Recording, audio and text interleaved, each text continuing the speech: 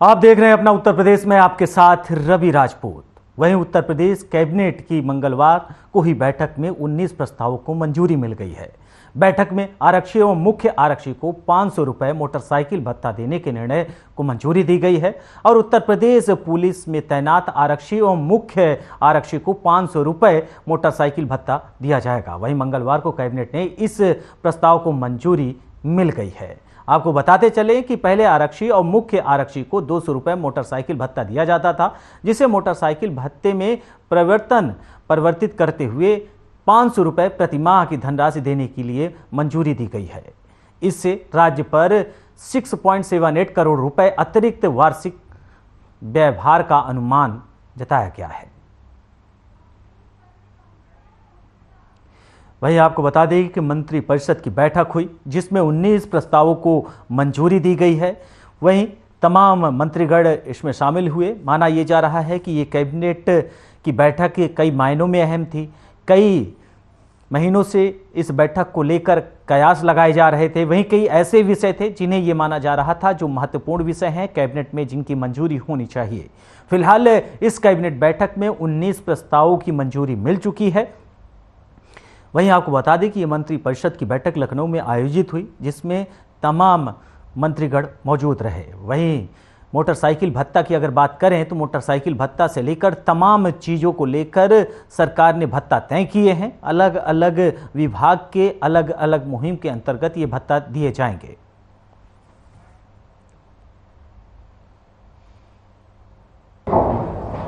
Press वार्ता में जैसा कि बताया गया, कुल 19 प्रस्ताव आए थे, जिसमें कुछ प्रस्तावों पर मैं आपका ध्यान आकर्षित करना चाहता हूं।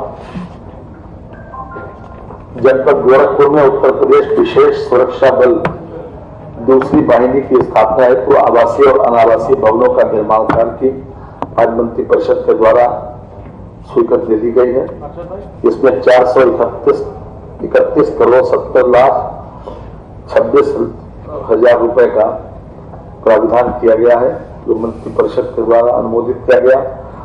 इनमें से खासतौर से आवासीय भवन ये 255 लाख 255 करोड़ 23 लाख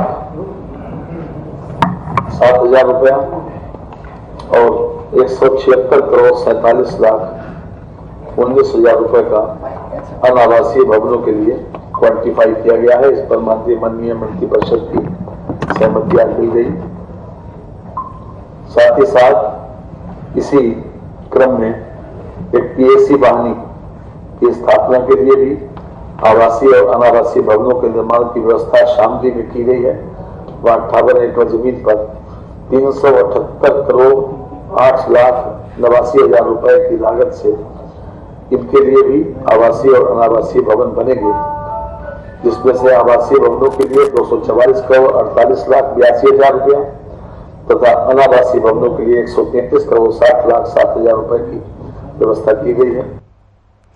वहीं आपको बता दें कि बड़ी खबर सामने आ रही है, जहां विधानसभा के गेट पर हेलीकॉप्टर अचानक पहुंच गया। वहीं अचानक हेलीकॉप्टर पहुंचने से लोगों में हड़कंप मच गया। हेलीकॉप्टर देखते ही लोगों को लगा जमावड़ा। आपको बता दें इस वक्त की बड़ी और अहम जानकारी। वहीं सेना का हेलीकॉप्टर मॉक ड्रिल करते हुए पहुंचा था विधानसभा।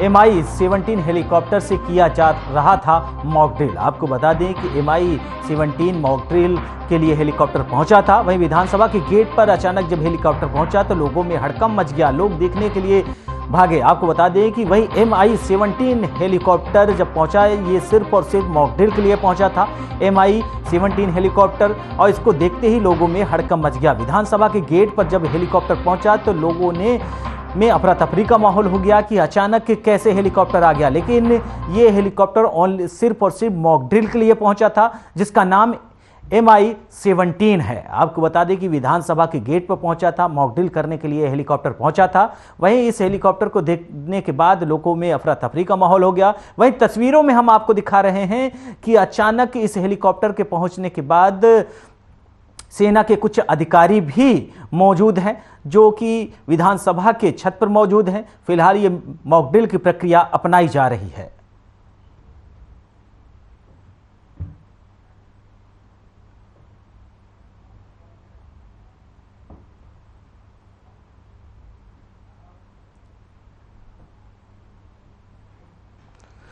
बढ़ते हैं अगली खबर की ओर, जहां लखनऊ में इंटरनेट फर्जी कॉल सेंटर चलाने वाले गिरोह का पर्दाफाश हुआ है। दरअसल फर्जी कॉल सेंटर खोलकर लोगों को नौकरी देने का झांसा दिया जा रहा था और लोगों के साथ ठगी की जा रही थी। पुलिस ने कई लोगों को गिरफ्तार किया है, जिसमें राजन श्रीवास्तव, राकेश शर्मा, सुरेंद्र प्रताप सिंह और सुरेंद्र तिवारी को इंदिरा नगर से गिरफ्तार किया गया है। वहीं इनके पास से लैपटॉप, मोबाइल फोन, कई कंपनियों के कार्ड, डाटा सील वर्क और CV, chequebook, passbook, ATM machine समेत कई अन्य सामान बरामद किए गए हैं।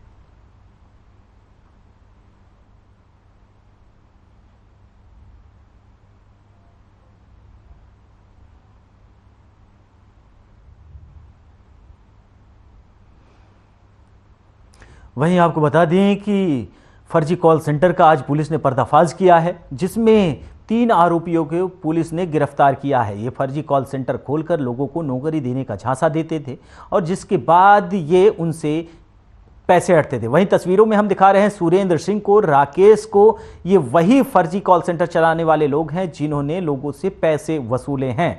तो इन आरोपियों को फिलहाल पुलिस ने गिरफ्तार कर लिया है। नौकरी के नाम पर ये लोगों के साथ फर्जीवाड़ा करते थे। फिलहाल पुलिस के लिए ये बड़ी सफलता है और इन्होंने कई लोगों के साथ ये धोखाधड़ी की है और फर्जी कॉल सेंटर इन्होंने खोला था और जिसको लेकर ये नौकरी लोगों को देते थे और जिसके बाद इन्होंने पूरी तरीके से ये फर्जीवाड़ा करने का एक प्रक्रिया बना लिया था। फिलहाल पुलिस को गुप्त सूचना मिली, जिसके बाद पुलिस ने इनको गिरफ्तार किया है। वहीं एसटीएफ ने इन्हें पूरी तरीके से आगे सर्च ऑपरेशन, उसके बाद इन्हें गिरफ्तार किया।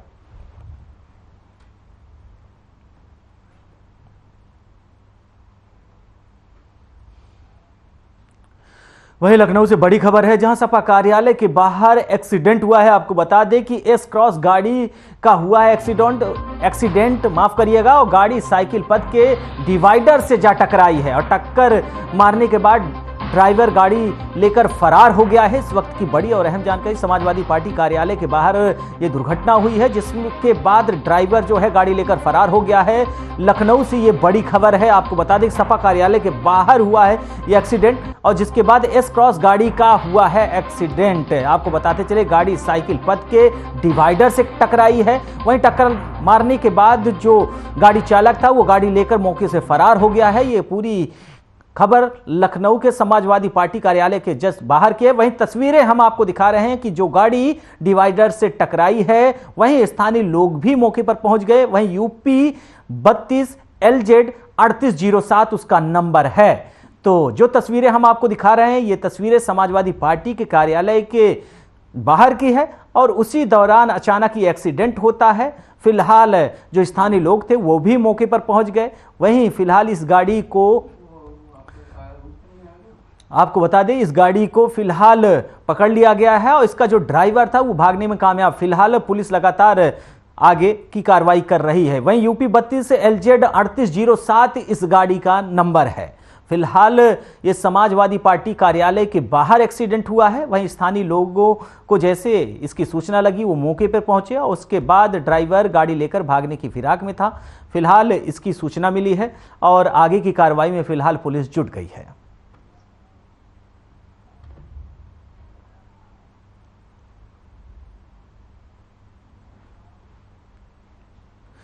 वहीं लखनऊ सुल्तानपुर राष्ट्रीय राजमार्ग पर स्थित गंगाजल बाजार किनारे खड़े छोटा हाथी में तेज रफ्तार ट्रक ने टक्कर मार दी। एक बुजुर्ग की दबकर मौत हो गई। ट्रक की रफ्तार इतनी तेज थी कि बुजुर्ग की मौके पर ही मौत हो गई और कई अन्य लोग घायल हो गए। पुलिस ने शव को अपने कब्जे में लेकर पोस्टमार्टम के लिए भेज दिया है। वहीं पुलिस ट्रक को अपने कब्जे में लेकर पूरे मामले की अब जांच के लिए जुट गई है।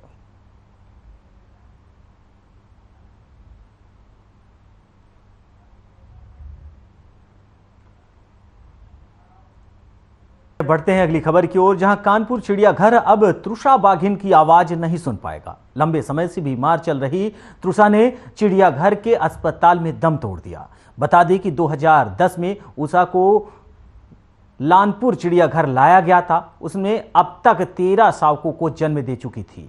कानपुर चिड़ियाघर का नाम तृषा की वजह से ही ज़्यादा लिया जाता था। आपको बताते चले कि अमूमन बाघ की उम्र 16 से 17 साल होती है, लेकिन तृषा ने 2.5 साल ज़्यादा जीवन जिया। दिलंबर ने तृषा लगातार बीमार चल रही थी और कैंसर होने के कारण उसकी मौत हो गई है। उसका अंतिम संस्कार चिड़ियाघर के अंदर ही प्रोटोकॉल के अनुसार किया गया है।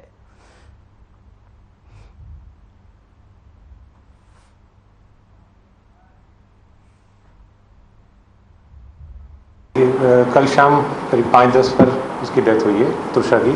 तो यहाँ पर 2010 में लाई गई थी जूनागढ़ के शकरबाग जू से, और उसने अभी तक यहाँ पर हमारे 13 बच्चों को जन्म दिया था, जिसमें 3 तो डेथ हुई थी और 10 अभी भी हमारे पास थे, मतलब और जूज़ में हमने एक्सचेंज प्रोग्राम के तहत दिए हैं और 2 हमारे अभी भी हैं यहाँ पर। लगभग इतने वर्षों से इस प्राणी उद्यान की शोभा बढ़ा रही थी, चिड़ियाघर प्रशासन लगभग कैसे उसकी कमी को पूरा करेगा? बहुत बड़ी कमी है और मुझे नहीं लगता कि शायद ही ये पूरी हो पाएगी। ये इस कमी को पूरा करना तो लगभग असंभव है।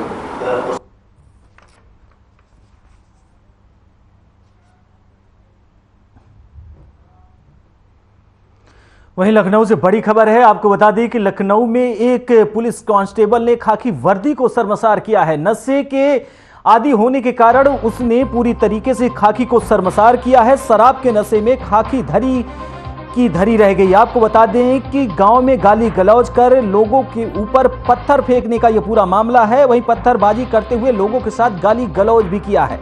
उसने खाकी का रौब दिखाते हुए लोगों के ऊपर पत्थर फेंका, उसके बाद गाली गलौज किया। इटौजा थाना क्षेत्र के महिंगवा गांव का यह पूरा मामला है। आपको बता दें कि एक बार लखनऊ को फिर से शर्मसार किया है। नशेबाज पुलिसकर्मी ने खाकी को शर्मसार किया है।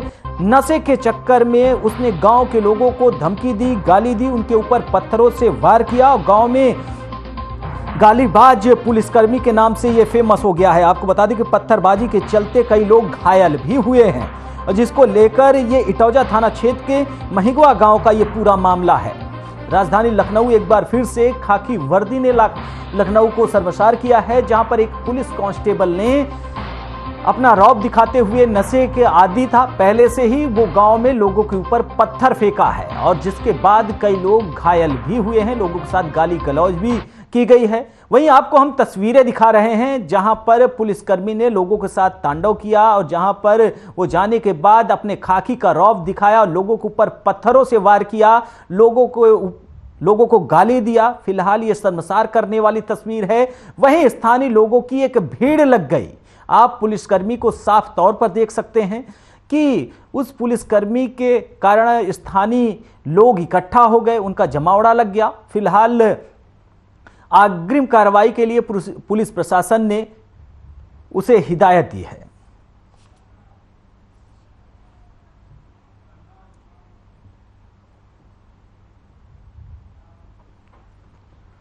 वहीं कन्नौज में सोमवार शाम हुए हादसे में जान गंवाने वाले 2 भाइयों की मौत पर समाजवादी पार्टी ने 50 लाख रुपए की मांग उठाई है और सपा नेता व पूर्व ब्लॉक प्रमुख ने घटना पर दुख जताते हुए सरकार से मृतकों के पिता को सरकारी नौकरी देने की भी मांग की है। निजी होटल में बात करते हुए पूर्व ब्लॉक प्रमुख नवाब सिंह यादव ने कहा कि मृतक के परिजनों को प्रशासन ने 8 लाख रुपए की आर्थिक सहायता और मुख्यमंत्री आवास योजना के तहत पक्का मकान बनवाने का ऐलान किया है, वह हवाई वादे हैं। सपा नेता का कहना है कि सोमवार को हुई घटना में सरकार के पक्के मकानों के दावों की पोल खुल गई। उन्होंने कहा कि अभी भी ज्यादातर गांव में गरीब कच्चे मकानों में रह रहे हैं और नवाब सिंह ने जिला प्रशासन से ऐसे गरीबों को चिन्हित कर सरकारी योजनाओं में उनके पक्के मकान बनाने की मांग की है। सोमवार को तीरवा के ललकिया पुरवा गांव में बारिश के कारण कच्चा मकान गिरने से 2 सगे भाइयों की दबकर मौत हुई थी।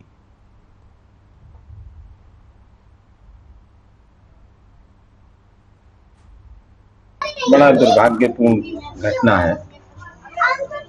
उनके परिवार में 2 जवान बेटों की मृत्यु हो गई। दुर्भाग्य है 75 वर्ष बीत जाने के बाद भी हम भले विश्व गुरु बनने की बात कर रहे हैं, दुनिया की 5वीं इकोनॉमी बनने की बात करते हैं। ये गांव पहला नहीं है, अगर आप ढूंढोगे तो कई घर और गांव में भी मिल जाएंगे। अगर सरकार पहले जाग जाती, जो आज सहायता दे रहे हैं, अगर उसका आवास जो स्वीकृत था वो आवास मिल गया होता तो ये घटना नहीं होती।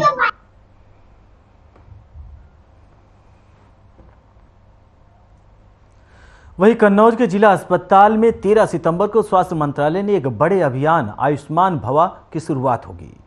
वहीं समाज कल्याण राज्य मंत्री स्वतंत्र प्रभार आसिम अरुण व सांसद सुब्रत पाठक अभियान का शुभारंभ करेंगे। अभियान की तैयारियों का जायजा लेने पहुंचे सीएम डॉक्टर विनोद कुमार के मुताबिक यह अभियान 13 सितंबर से 17 सितंबर को प्रधानमंत्री नरेंद्र मोदी के जन्मदिन पर शुरू होने वाले सेवा पखवाड़े के दौरान पेश किया जाएगा। इस अभियान में हेल्थ और वेलनेस सेंटरों पर आयुष्मान मेले का आयोजन किया जाएगा। इसके अलावा आयुष्मान कार्ड बांटने की प्रक्रिया में तेजी लाई जाएगी और आयुष्मान सभाओं का आयोजन होगा।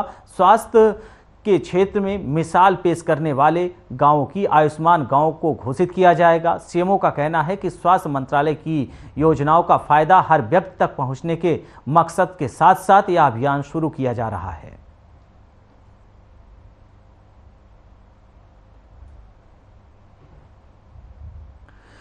वहीं कन्नौज यातायात पुलिस ने देर शाम फुटपाथ खाली करो अभियान शुरू किया है। सीओ ट्रैफिक अशोक कुमार सिंह की अगुवाई में ये अभियान चलाया जा रहा है। साथ ही फुटपाथ के पास सड़क पर खड़े वाहनों को भी चलाई की जा रही है। ट्रैफिक में देर शाम सदर कोतवाली क्षेत्र के गोलकुआं चौराहे पर पहुंची और जहां पर सबसे पहले यातायात पुलिस ने सड़क पर जाम का कारण बने फुटपाथ को हटवाया।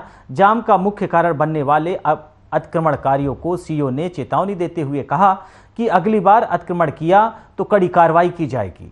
इसके अलावा पुलिस ने कई संदिग्ध वाहनों के चालान भी काटे।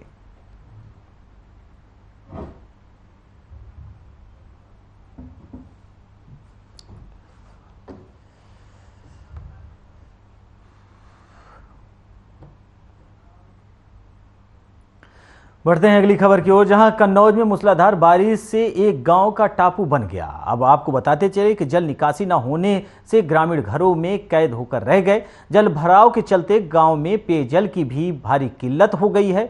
वहीं महसैयापुर गांव में 2 दिन की बारिश से जल निकासी के दावों की पोल खुल चुकी है। यह दाव पिछले 3 दिन से टापू बना हुआ है, जिसके चलते गांव के सरकारी हैंडपंप और बोरिंग से गंदा और बदबूदार पानी आ रहा है। ग्रामीणों की वहीं बदबूदार और गंदा पानी पीने के लिए मजबूर होना पड़ रहा है। भरा हुआ पानी गांव के मकानों की नींव कमजोर कर रहा है। वहीं नींव में पानी घुसने के कारण कई मकान गिरने के कगार पर पहुंच गए हैं, जिससे ग्रामीण परेशान हैं।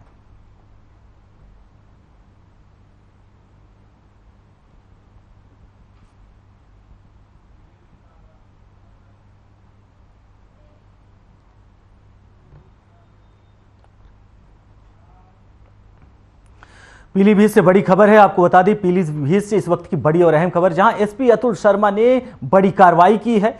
वहीं घूसखोरी के आरोप में सिपाही को लाइन हाजिर किया है। इस वक्त की बड़ी और अहम जानकारी आपको बता दें, सिपाही का घूसखोरी की बातचीत का ऑडियो वायरल हुआ है। सिपाही पंकज पंवार को 8 सितंबर को ही समन भेजा गया था। वहीं एसएचओ सुरेंद्र पाल सिंह पर सिपाही को बचाने का आरोप है। ये थाना बिलसांडा में तैनात था सिपाही और उसके बाद ये पूरा मामला अब सामने आया है। आपको बता दें कि एसएचओ सुरेंद्र पाल सिंह सिपाही को बचाने की कोशिश कर रहा था। वही थाना बिलसांडा का ये पूरा मामला है। आपको बता दें कि एसपी अतुल शर्मा ने बड़ी कार्रवाई की है और घूसखोरी के आरोप में सिपाही को लाइन हाजिर किया गया है। घूसखोरी की बातचीत का ऑडियो वायरल हुआ, जिसके बाद एसपी ने तुरंत संज्ञान लिया और जिसके बाद सिपाही को लाइन हाजिर कर दिया। वहीं आपको बता दें कि पूरी घटना पीलीभीत जिले के थाना बिलसांडा का है, जहां पर पुलिसकर्मी तैनात था। उसके बाद जैसा उसका ऑडियो वायरल हुआ तो एसपी ने तुरंत संज्ञान लिया, उसे लाइन हाजिर कर दिया। जी, एक हमारा पक्ष था रामपाल तुर्रा परेगा गांव का, दूसरा पक्ष था रामेश्वर दयाल। इनकी जमीन के लेकर आपसी विवाद चल रहा था। इनकी झोपड़ी में इन्होंने अपनी गांव के बाहर पड़ी झोपड़ी में आग लगा दी थी। किसने लगाई थी? ये रामेश्वर दयाल ने, जिसका आरोप इन्होंने रामपाल के ऊपर लगा दिया था। रामपाल को पुलिस उठा लाई थी, थाने में बंद कर दिया था।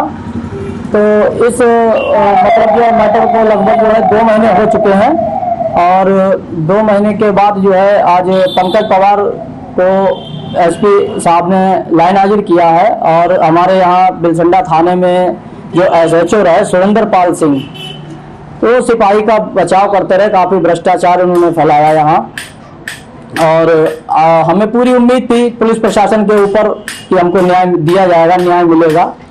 और एडिशनल एसपी साहब से मिलकर हम लोगों ने मतलब जो है शिकायत की, और पुलिस पीलीभीत में वरिष्ठ पुलिस अधीक्षकों की भी हमने भी शिकायत की थी।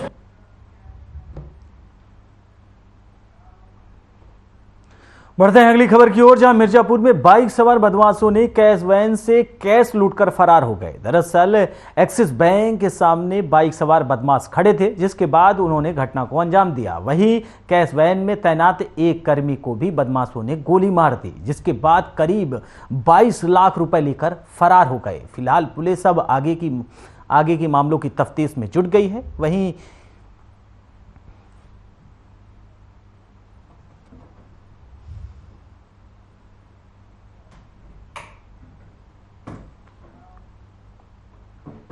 फिलहाल इस बुलेटिन में हमारे साथ इतना ही। नमस्कार।